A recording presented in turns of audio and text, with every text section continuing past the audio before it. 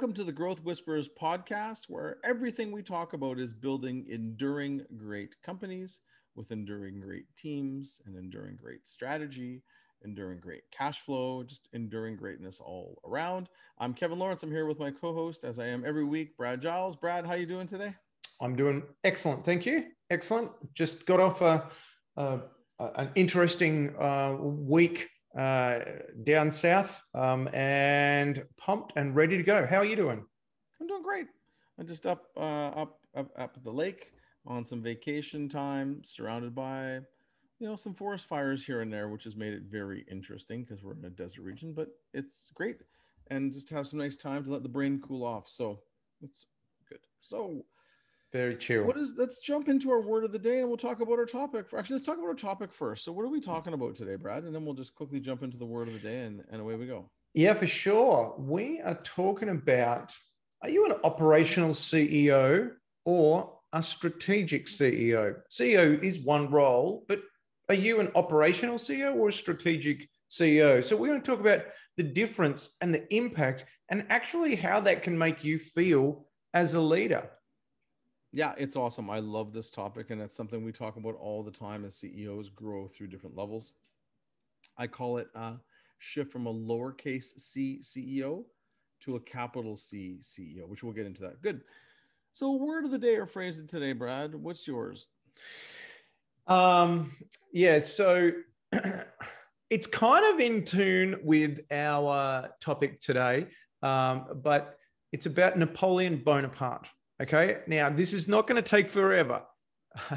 Napoleon Bonaparte, before every battle, he had a thing that he did. He would get onto the horse and secretly ride into the enemy's camp undercover and suss out the whole of the enemy. He'd be on his horse just going through the enemy's camp to get where they were at.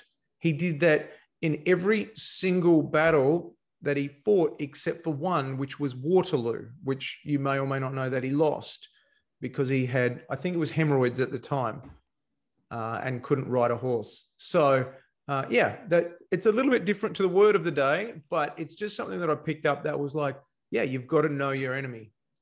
Yeah, firsthand. I love that. Mine is, what are you really afraid of? And it was interesting. We had an experience today doing a combination of a ropes course. We were kind of up in the treetops, climbing things, balancing on things, zip lining between things. And I have a notable fear of heights, but yet when I'm doing that, I had almost no fear. So It's interesting. People take this thing called fear of heights, and it can be a fear of anything that kind of psychologically gets in your way in your work or your life. But then when you go and unpack it, it's interesting because I'm actually not afraid of heights. I'm afraid of jumping. And I have this impulse to jump. And this thing, when I do this course, you're connected, so you can't. So I was a couple times it was a bit tense, but generally not fearful because it's not about the heights. It's basically afraid of myself. So yeah. It's, we come across things all the time, and we learn as coaches and leaders is that when people think there's an issue or a challenge, if you unpack it and dissect it down, you often find that there's something very different at it. So that was mine. I had that experience again today of how I actually quite enjoyed most of it. And but it's because I understand what really is at the root of when I'm standing on the edge of a tall building on a short railing, why that feels very different. Awesome. Yeah. So I'm looking forward to hearing you mashing these two together today. I know. And, as I'm thinking about that, it's actually unpacking what you might be afraid of and basically getting to know the enemy. So if the enemy is fear, and really getting to know what it is, you can unpack it and make it go away. And that's what Napoleon did. He would go to the enemy, which would, many people would fear, and really dig in there and figure out what they're about. Also then probably help them to figure out how to beat them. Awesome. Okay, so awesome. Let's get into it. Are you an operational CEO or are you a strategic CEO? So maybe we begin. And everyone's going to want to stay there. And people are going to want to say they're strategic because it sounds more impressive. I'm strategic. Right? Don't you know me? I'm clever. Yeah. Yes. Yeah. I'm a clever. And we all, again, so let's just everyone really think about in reality, Are you truly more operational or strategic? Sorry, Brad, I jumped in there. Keep going. That's okay. There's a saying which is, if you're so smart, then why are you not happy? Yeah. If you're so smart, then why are you not happy? And that really leads into the first part here, that we want to talk about. Do you believe that you can continue in your role for 10 to 20 years and retain the energy? Yeah, and the effectiveness and just be outstanding. And it's a great question because a lot of CEOs we talk to, get exhausted by what they're doing because it's hard. It's not the easiest job in the world by Yeah. any means. And in a lot of cases, what happens for some people is that they're so um, burdened by their role, and many cases so burdened by the operational challenges, shorter term operational challenges. And when you're earlier in your career, those are great ways to cut your teeth and get really good and learn and grow. But as you go forward, that becomes more of a challenge. And some for an energy and maintaining your energy, it becomes hard for a lot of people because if they feel like they're carrying the weight of the company on their shoulders. Yeah. Yeah. And it doesn't need to be that way. As Mel Brooks, the famous Hollywood producer, actor, said, it's good to be king. The good thing about being king is that you get to set the rules. And that's kind of what we're saying through here. If it is good to be king, if you do get to set the rules, then you've just got to understand what are the rules that are going to make the difference so that you can continue, or at least you feel like if you wanted to, you could continue for the next 10 to 20 years and retain the energy. As you said, so many people we talk to, they just can't feel like they can continue for a long period of time. And it's a problem. It doesn't need to necessarily be like that if it's not sustainable. I mean, you can't build an enduring business. That's what we're all about and what we're always talking about here. You need that. You need to have endurance in order to build an enduring business because it's a lot of work and it's a challenge. So in that first question, do you have that? And if you believe you can continue to grow and thrive and add great value to your organization for the next 10 or 20 years, then great. Then you are potentially more likely to be a strategic CEO, or you just love it and you're set up to be, in your sweet spot all day. And if you're not, which isn't the case for a lot of people, they're more operational than they want to be. Yeah. And strategic carries a great mental weight, but so does the operational side of it. So let's and the distinction between an operational CEO and a strategic CEO. And this is important that we break it down. And they're very different types of CEOs. That's the difference between what I say is a lowercase c CEO. It's almost like a junior CEO versus, or if you have a smaller business. If you have a smaller business, you're more likely to be a lowercase c CEO. Although if you have a smaller business that you want to get big, you need some of that capital C strategic stuff to get there. That's how you get there.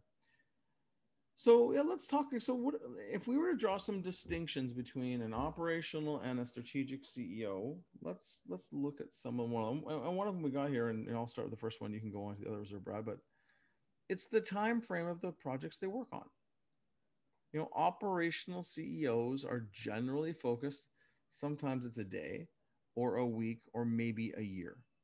Yeah. Right? But they're closer to the day, week, month, maybe quarter focus on the projects that they work on, the decisions that they make, the emails they respond to, the meetings that they're in. So for example, we would take, if it was a sales, revenue side of the business, if they were involved in a weekly meeting about key customers and opportunities, that's more of an operational CEO. That's a weekly, it's a weekly meeting with a focus probably of a few months of when that business lands.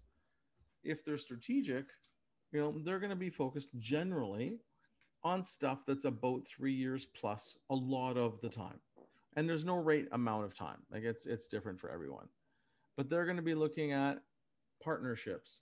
Maybe it's acquisitions. Maybe it's new products that are going to, take the business in a new direction or new markets.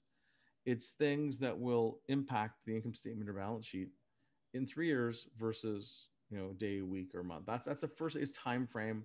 And we want to be really clear. The amount of time that you should be strategic versus operational, there's a lot of debate that we could have. There's no right answer. It depends on you, Yeah. and it depends on the stage of your business and your goals. But it should be, if you're wanting it, north of 25% at least for most CEOs, on the strategic side, but it could be as high as 70 to 80% if you've really got a massive growth ambition and have the right other pieces in place. I love that. That's one of, in my humble opinion, one of the two nuggets of today's episode. And that is, look at your email, look at your meetings that you're having as a leader. Where are what is the time frame? Is it a week, a day, a quarter, or is it 3 years? Now there's a bit of specificity in there, but I think that, yeah, it's a really great measure to say, are you operational or are you strategic? Now you can't switch it all off and go from tactical or operational to strategic. It takes time, but the more that you work on the strategic, the less that you will need to work on the operational. Yeah. So, what are some other things, Brad, in your mind that would be things that would be very different between an operational CEO and a strategic CEO? Yeah. So, I love this one as well. This is, are they focusing on growing the margin or are they focusing on innovation? So, an operational CEO. Now, we've spoken about gross margin. Gross margin is one of our very best friends. Yes. And we've got a fantastic episode about that. Gross margin matters, but equally, it is one of the signatures of an operational CEO. The sales manager should be obsessed with gross margin. But the strategic CEO is focused on innovation. And of course, higher gross margin will be born of innovation ultimately. But are you spending your energy, your time more on the gross margin or more on the innovation? So that's another. Yeah.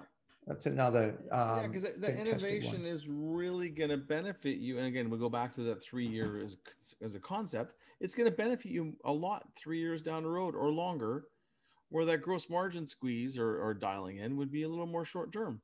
It could be this month, this quarter, this year. Yep, that's a great one. Another one is how they look at people. And one of the things with people is that they would be looking at output or performance, which is good. And an operational CEO would do that and do that well. A strategic CEO would be looking at development, i.e., enhancing people where there's an investment today that pays off down the road. They also might be looking at high level recruitment or attraction strategies to get some of the best talent to start to come to the door over the next 3 to 5 years. Like so building a virtual bench. Exactly, like building a virtual bench, which we've also done a show on as well. So, but really, it's the lens of people, get them to produce versus building an amazing team that will be able to handle 4 times the opportunities in a decade. Yeah, yeah. It's interesting. Are you focusing on the performance? I mean, let's be fair, that is still in tune with the time frame that we set before. Are you focusing on people's performance this week, this day, this month, or this quarter? Or are you focusing on the performance that they will be making in a year or 2 or 3, again, around development, building out the difference between those? And so what have we got? What have we got for our next item, the difference between an operational and a strategic CEO? Well, there's also it's basically around sales. Like if they're looking at sales, an operational CEO is going to look at the deals that are closing and the pipeline of transactions. Now, there are some strategic CEOs. I got to make a call out. I've got one strategic CEO I've worked with for years on some massive opportunities that might drop $10 million to the bottom line. They might be invested in those opportunities. That's a long-term deal. They might, and because there's exceptions to everything, but generally the strategic CEOs are looking at enhancing relationships that will pay off in the long term or continuing them. So we're out on the boat yesterday, actually, with a good friend. We're out there chatting, and you would a different title be equivalent to the CEO of a large company, a very large company. And we're chatting about how he spends his time versus how his team spends their time. And he basically talked about how he is building relationships with the CEO and continues to talk to the CEO about long-term strategic things, and that at the right time opportunities end up coming from that. And his team focuses on the relationship with the CFO, right? It's more of the tactical relationship, not completely, but it's still strategic, but more on the operational end of getting the deals done. And he's focusing on the relationships with the CEOs because it's that CEO to CEO conversation that brings opportunities, and then the rest of the team executes it. So, Yeah. but it's instead of the pipeline, it's about enhancing relationships that will fill the pipeline for decades if done right. Yeah. So an interesting thought around that is, can you have a general manager or a COO and still be an operational CEO? No, absolutely. I see it all the time. Because what happens, and here's the challenge, what happens is the CEO doesn't get the capital C in their title, and they stay operational. Yeah. So you can have someone with the title of COO, but you may not let them run the business like they generally do. And there's different versions of that title. So there's one, having the people, and we'll come to this in a minute when we get into the stucks and the opportunities.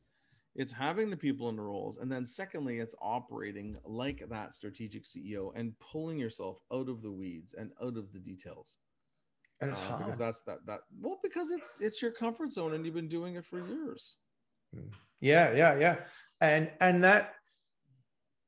you know it, and you know what works. But to our very first point today, maybe it's not sustainable. Maybe the way in which you run the business across everything on a very short-term manner isn't sustainable. Now, that doesn't mean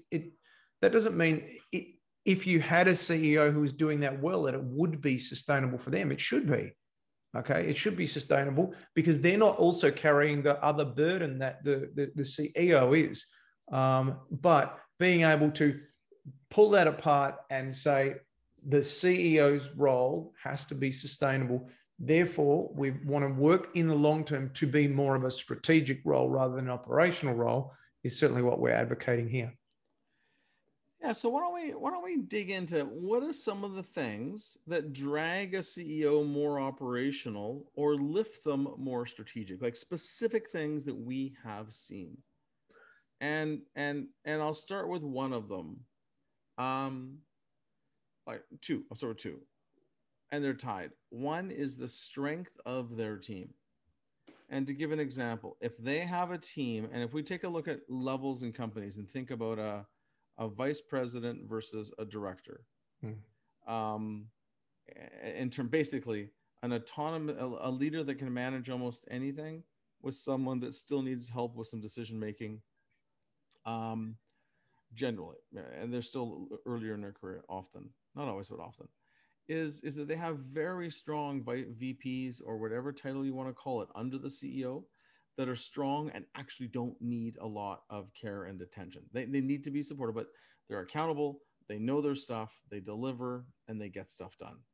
So whatever it is, having a team that's incredibly strong allows them to not have to get into the weeds. Now, they still may have a problem with that. Some personalities do, but they don't have to be in the weeds as much. Whereas on the other side, so that's one, is a strong enough team so you have the opportunity to. Then the other side is taking that opportunity and picking projects that are about 3 to 5 years in the future and working on them, like the new facility, like the acquisition strategy, like the expansion into another market or innovation like we've talked about, but having notable amounts of their time on those projects and then going and meeting the partners and the vendors and everyone around that future state idea that they're working on. So that they're less likely to get too much in the day-to-day. But again, so the right team and then the right projects. A little bit of both. One sets you up, the other one pulls you. So what was and you know what I would add to that is trust. Maybe a little bit of a different angle from what you've got there, but I would say that trusting the people to do the shorter term stuff, trusting your team. I've seen it in leadership teams where, you know, CEOs have been burned. They've been burned by, you know, poor performers or bad situations, and they can't build up enough trust in their delegates to their team to be able to completely hand over to them, to be able to completely let them run with and take full responsibility so they can step out of the week or the month or the quarter and spend a lot of their time working on the longer term stuff.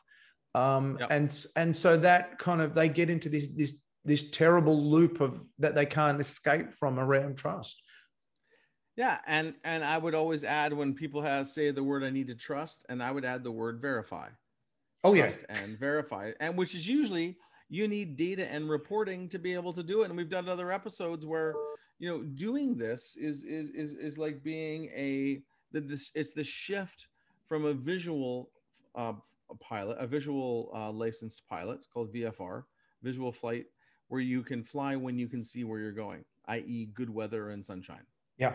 Versus instrument rated pilot, where you can fly in the dark, in the storms, in a snowstorm where you can't see a thing, or a sandstorm where you can't. A sandstorm might be more dangerous. I don't know if that's true, but where you can fly with it when your eyes can't guide you because it's not possible.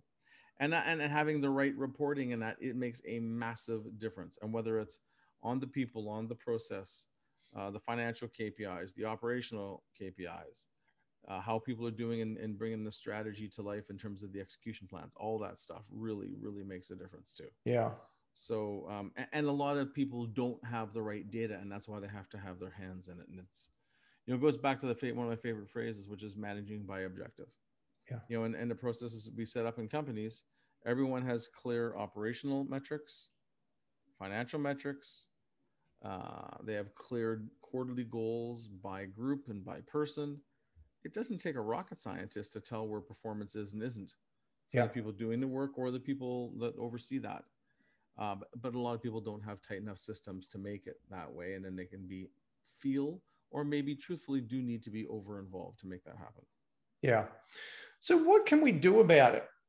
What is it that leaders can do if they've listened to this episode and identified themselves as an operational CEO and think, you know what, I actually want to endure. I feel as though my role is not one that I can maintain for a long time, then and I'm trying to find a way to get out. Maybe rather than selling the business, an idea could be to turn to become a strategic CEO. So what can people do about it? Mm-hmm. Well, I've got a couple. I mean, I'm like you, I'm always working with CEOs on this. And actually, most of my CEOs were working on this to some degree. They're all at different levels of climbing this ladder towards strategic CEO, because most of them want to keep going for the long term. But where we normally start is them getting clear on really deciding that they're going to do this. Mm-hmm. And usually they're in enough stress and pain that that's an easy decision. I go to the team. Like, I got one that we're doing this with right now, and he drew me his org chart, and he thought he needed to make a change and restructure it. As we started going through it, I'm like, well, there's this person in this box here who isn't an A player, who you have all kinds of stories about, who is, you're dropping down and doing part of their job. So we're going to go and verify the structure. I think his structure is fine. He needs to get an A player in a couple of critical roles so he doesn't have to be as involved as he is. He's involved. He's creating workarounds and bridges and holding people's hands on stuff that he shouldn't have to be. But he's kind of, the person's been with him a long time. He likes them. And he doesn't realize he's kind of the amount of pain he's creating for himself in the organization. So it's make sure you have the right structure and basically surrounded by A players in those key roles. We talk about some of those other projects for him, but until he gets that stabilized and gets the strength he needs around him, it'll be very hard for him to do the next part, which is my favorite, is working on more of those strategic projects. Yeah, it's it's Jim Collins' reaction or response to many things, which it's first people. Like, yep. First you've got to get the right people on the bus, and then we can think about the other things. So, yeah, first of all, we've got to have a team of competent A players or people who are good enough to be able to do this. That's kind of sets the foundation. Yeah. But then start working on the things that are going to carve out more time for yourself. So start thinking about the longer term things. What is it that you can obviously delegate? There's some obvious stuff around that, but begin to work on the things that are long term, the things that are important and not urgent. And maybe you start off spending 3 hours a week on that. And then that will begin to free up a bit more time so that in 2 months or 3 months, you can go to 4 hours a week. For sure. Other things is to stop taking meetings that are about short-term things, or stop attending meetings that your direct reports should be able to handle. One of our CEOs is deeply involved in the strategic planning meetings. And one of their decisions is that they are no longer going to be involved in the group discussions. So when people go off into breakout groups or individual rooms, when we're in person, they're just going to sit and hang out, whether they're in the room with me or go do something else, because those are operational discussions. They don't need to be there, but they've been there for all the years they've been running the company. And so it's about the meetings that you stop attending, or you attend once in a while and you just sit and listen. Another piece, and it's interesting, one of the hallmarks of the operational CEOs is they take a lot of notes in meetings. Mm-hmm. Sometimes they're the damn scribe. Sometimes, and I've seen people running $250, $300 million businesses where the CEO is noting down the action items.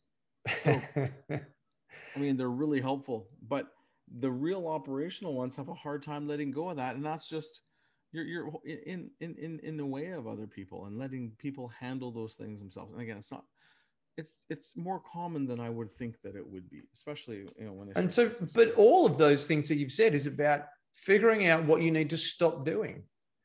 Yes. And what I love that one of the scribe, because there's a leader that I work with, let's say a greater than $200 million company, and he's taken notes at every single meeting. And I just think that is, your time is much better served. Yeah. But overall, what we're saying is, what do you stop? It's just at that level, you just shouldn't do it. Yeah. That is somebody else's job. And that's just an indicator of other things that you're holding on to. And we do. And it's interesting. I have one client that I've worked with many amazing strategic CEOs, but one in particular. And I remember this amazing CEO would take almost no notes. He might write down, 7 words in a meeting. Yeah. But because everything else was up to everyone else. And he would get people to present. He would ask a whole bunch of questions, a number of questions. And then he would get them to make a recommendation. He'd either decide or ask them to update it and then come back and see him in a couple of weeks. Yeah. But he didn't take... A strategic CEO almost never comes away with any homework. Mm-hmm. They leave a meeting with everyone else having things to do, but rarely do they have things to do. Mm-hmm. Awesome. So are you working on things that are 3 years plus, or are you working on things that are 1 week or 1 month? So let's move to a quick review of what we've spoken about here. Really, are you an operational or a strategic CEO? We begin by asking the question, do you believe that you can continue in your role for 10 to 20 years and retain the energy? That's the big problem that we come across all the time. with leaders. So operational CEOs focus on short-term, 1 week to a quarter, maybe even 6 months or a year. Operational CEOs focus on the tactical items, and they focus on the margin. They focus on sales and on the people's performance. Do you want to tell us about the strategic CEOs, Kevin? Yeah, strategic CEOs are not caught up in the day-to-day firefighting of the business generally, and they're looking at 3 years out and innovation and building long-term relationships, developing people, developing new products or markets or alliances or things that just add long-term value to the business. So they're working 3 years out versus working in the fire that there is today. And like you talked about up front, like Napoleon, riding out to go and suss out the next battle. They still get their first-hand information. They don't lose contact, but they're thinking about how do we win long-term, not worrying about the details of what's going on. And we kind of talked about, for a lot of people, the shift is one, deciding you're going to do this. It's saying no to a whole bunch of short-term tactical stuff, like don't be the scribe. Don't come away with homework. Other people are supposed to have homework and not you. And finding ways to build a team that's so darn strong that you can trust and rely on them, although you verify them. And that's usually a big gap. Aside from them being control freaks, not letting go, it's not having a strong enough team that can handle what truly needs to happen at the scale that they're at. Awesome. Well, thank you for listening. This has been the Growth Whisperers. I'm Brad Giles. You can find me at evolutionpartners.com.au. And you can find Kevin at lawrenceandco.com. Again, thanks for listening. We hope you have a great week and can catch up again next week.